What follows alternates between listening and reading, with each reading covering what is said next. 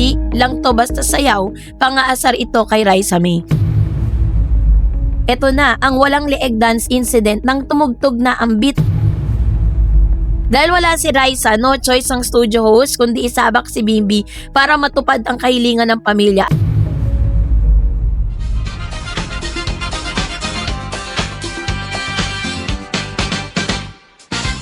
What's up mga kamarites? Get ready dahil hihimay-himay natin ang isa sa pinaka-iconic, pinaka-legendary at sobrang nakaka-GB or good vibes na ilang mga ganap dito po sa Philippine Daytime TV.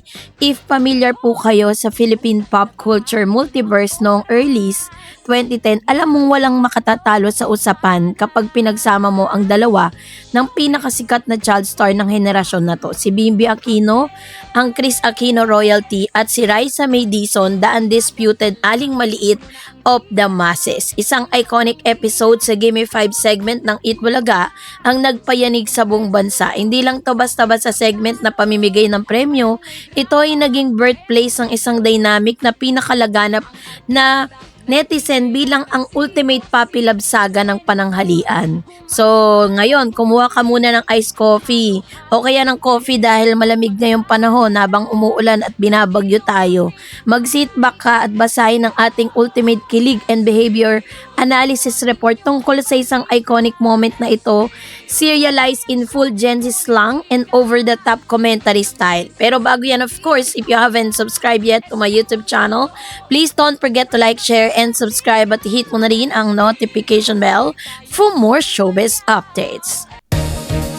Okay, eto na bago natin po patuloy na pag-usapan ang isa sa mga updates natin for today's video. Let's watch this video clip. Ano po yun? Ano yun? Wala po kasi yung idol namin si Raisa, kaya pwede po bang sabayan po kami ni Kuya Bimbi po? Ako, Bimbi! Idol na rin si Raisa eh. By special request! Doon kami TikTok daw natalo. ba rin? TikTok daw. TikTok paano? Teach me how to doggy po. Okay. Favorite ko to. Alright, our guys, Walang music! liig. Walang liig na pata. Teach me how to duck. Teach me how to duck. Teach me how to duck. Teach me how to duck. Everybody love it. Everybody love it. Everybody love it. When that's my life. Teach me how to duck. Teach me how to duck. Teach me how to duck. Teach me how to duck. Everybody love it. Everybody love it. Everybody love it. When that's my life. Naku, Bimbi, nangangamoy LQ. Niloloko mo si Raisa. Niloloko mo. Ay, naku, teka muna. So eto na, ano nga ba yung context? Yung video po na inyong napanood ay naganap kani-kanina lang ngayong araw ng Martes, August 4, 2026, kung saan si Bimbi Aquino po ay isa sa mga kasama po dito sa segment na ito habang si Raisa May ay nasa barangay. Paano dumating sa point na to? Bago natin busisiin ang mga micro-expression at body language signal or BLS ni Bimbi, i-recap muna natin ang premise na maalamat na araw na to. Sa Gimme 5 segment, may isang pamilya na tumawag, pumunta para maglaro bilang traditional na Eat Bulaga, mahilig sa trending dances, ang studio at ang audience. Ang request ng pamilya, gusto nilang makitang sumayaw or makasayaw si Raisa May ng Teach Me How to Doggy, ang pambansang paborito ni Raisa May Dizon. Noong panahon yon, kapag sinabing doggy, matik na si Raisa May ang may isip mo dahil sa kanyang signature cute swag at swabing-swabing galaw. Ito po yung ilan sa mga segment kung saan or pagyayari sa Eat Bulaga na sumayaw siya ng Teach Me How to Doggy. Ilang taon pa lang siya noon, parang kids pa lang siya, sobrang liit niya pa noon. And then ngayon po nagte-trending dahil sa kanyang no leeg na pagsayaw. Dahil wala si Raisa, no choice ang studio host kundi isabak si Bimbi para matupad ang kahilingan ng pamilya at dito na nagsimula ang kahulugan, ang asaran ng ultimate plot twist ng tanghali. Ito na ang walang leeg dance incident nang tumugtog na ang beat ng Teach Me How to Doggy. Sumayaw si Bimbi pero hindi ito basta simpleng pagsunod sa choreo. Ginawa ni Bimbi ang kanyang sariling version ng sayaw, isang pagsasayaw na tila ba walang leeg. Para sa mga hindi nakakaalalang signature cute look ni Raisa May noong bata pa siya ay ang kanyang pagiging chubby, chinito chubby eyes at ang kanyang cute physical feature kung saan Tila nakatago ang kanyang leeg dahil sa kanyang pagiging aling maliit. Friendly banter at kilalang gags ito sa Itbulaga na madalas ginagawang biro sa maayos at labing na paraan. Nung ginawa yun ni Bimbi, agad na nagets na buong studio at ng mga host, especially si Alan Kay na hindi lang to basta sayaw, pangaasar ito kay Raisa May.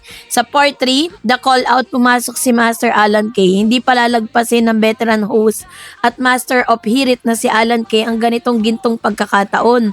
Agad niyang pinalibutan ng tuksong eksena. Alan Kay, sabi niya, pabiro na pangaasar. Nako, nangangamoy LQ tayo ngayon na. So boom, sa bugang studio, ang hirit ni Alan Kay ay pumatok sa puso ng mga manonood sa isang snap ng daliri na bago ang buong vibe sa studio. Mula sa simpleng pagsasayaw ay naging ganap na romantic comedy, no? Teen drama scene ang buong studio ng Itbulaga. At dito na nangyari ang pinakaabang reaksyon ni Bimbi, no?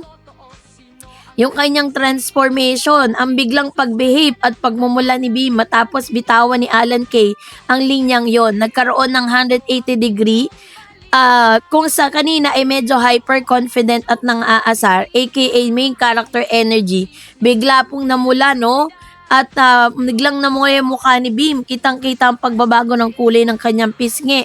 Pure unfiltered, genuine blush at biglang tumingin sa baba, nag-iwas ang tingin, hindi niya makayanan ng eye contact sa mga host at sa camera. Naging good boy, magalang, tahimik. Mula sa pagiging makulit na sumasayaw, biglang tumayo ng straight, inayos ang kamay at parang naging pinakamabait na bata sa buong mundo within 2 seconds, no? So dahil dito nagkaroon ng kilig report and psychological breakdown ng kinilos ni Bimbi. Bakit nga ba ganun na lang ang naging reaction ni Bim? Bakit sobrang nakakakilig at nakaka-good vibes para sa mga viewers? So sabi po ng ilang pagsusuri, gamitin natin yung Gen Z relationship and behavior framework. Yung pang-aasar face si Bimbi, das to the no-neck doggy to Alan K. Trigger, nangangamoy LQ. So dito po yung tinatawag na classroom crush tropes, no? Sa psychology ng mga bata at kabataan, kapag ang isang lalaki ay nagpapapansin, no, o nang aasar ng isang babae sa pamamagitan ng panggagaya ng galaw o katangian nito, classic sign ito ng interest. Ika nga sa classroom noong elementary high school, kapag may nang aasar, mas nagpagtingin, ang paggaya ni Bimbi sa walang leeg dance style ni Raisa ay hindi galing sa malis or paninira. It was a form of playful teasing. Nice yung makuha ang atensyon ng audience at ni Raisa kahit hindi man lang ito kasama sa studio. So, yung caught red-handed effect, yung bakit biglang nag-behave si Bimbi, simple lang, na-call out ang tunay na motibo. No, habang naggagaya siya, isip ni Bim, nagpapatawa lang siya. Pero nang nasabihan siya ni Alan Kay na nangangamoy LQ, biglang na-realize si Bim na ang kanyang pangaasar ay nabigyan ng romantic interpretation sa harap ng milyong-milyong Pilipinong nanonood sa telebisyon. Ang biglang pagkakabait at pagiging tahimik ay tinatawag nating defense mechanism of shyness. Kapag ang isang bata o teenager ay nakaramdam na nabuking ang kanyang tinatagong paghango o pagiging close sa isa pang tao, ang natural tendency ay maging hyper, aware sa sariling galaw, hence ang biglang pagbehave, pure unfiltered, blushing, no script, pure authenticity. Sa showbiz, maraming scripted na usapan. Pero ang pamumula ng muka, blushing at ang biglang pagbagal ng heartbeat, galaw, ay ang mga involuntary psychological response. Hindi mo pwedeng i-script ang pamumula ng pisngi ng isang tao. Ibig sabihin, genuine yung kanyang shyness. Naiya si Bimbi dahil sa tukso ng mga nakatatanda sa kanya. Pure respect, mabilis siyang nag-correct ng push dahil sa pagtato niya na baka magtampo nga naman si Raisa May o baka sabihin ng mga tao ay masyado siyang makulit. Ang impact nito sa kultura ng netizen, noong lumabas ang eksenang ito, nag-explode ang reaction ng mga netizen online. So meron pong iba't ibang mga breakdown na kung bakit naging viral ang phenomenon moment na ito. Factor, bakit naging viral? Ang contrast ng anak of Queen of All Media na si Chris meeting the darling of the masses si Raisa May with the two different words colliding in the most wholesome way. The relatability, lahat tayo naging bata na tinukso ng mga tito at tita sa harap ng maraming tao, pagkasama o pinag-uusapan ng crush. na respect level kahit nandun ang pang-aasar, kitang-kita pa rin ang magandang edukasyon at paggalang ni Bim. Nung sinita siya, agad siyang sumunod ng walang reklamo, 'di ba? So dahil dyan, nagmarka tuloy yung kanyang mga ginagawa, 'di ba? So, meaning ng pang-aarsal sa sayaw na classic na panggagaya behavior para makuha yung atensyon at mapatawag gamit ang identity ng kanyang co-star, no? Pagsita ni Alan Kay, the ultimate tito and tita teasing moment na nagbabago sa buong atmospheric pressure sa studio. So, yung pamumula ng kanyang at pagbehave, absolute proof of genuine embarrassment, wholesome puppy love energy at respeto sa kapwa child star. Sa huli, ang iconic Kimi 5 moment na ito ng Eat Bulaga ay nanatiling isa sa pinakamasayang patunay na pure innocent na TV magic. Ang biglang pagbehave ni Bim nung tinukso siya ni Raisa May Dizon ay hindi lang siya simpleng pagkatakot sa nakatatanda. Ito ay sobrang cute, nakakakilig at totoong reaksyon ng isang batang nabuking sa kanyang makulit na pagpapansin. Slay Bimbi, never forget ang maalamat na doggy dance na yon.